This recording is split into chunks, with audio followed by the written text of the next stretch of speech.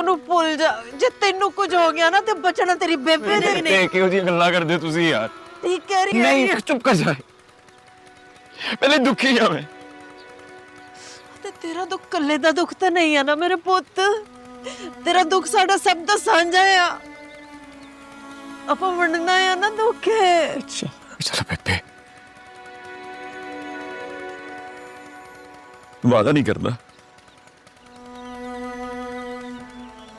कोशिश करूंगा।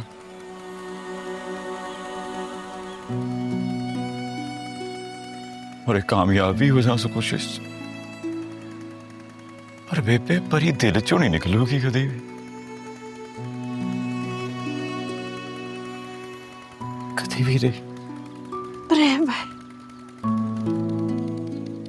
ठीक है बेटे, ठीक है मैं।